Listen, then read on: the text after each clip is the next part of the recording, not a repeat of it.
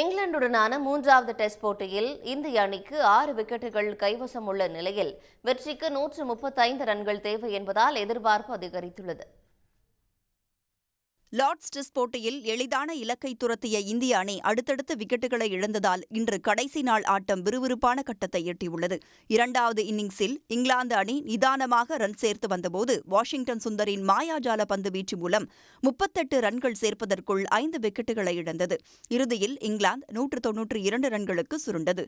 193 ரன்கள் எடுத்தால் வெற்றி என்ற இலக்கை துரத்திய இந்திய அணிக்கு தொடக்க முதலே அதிர்ச்சி காத்திருந்தது.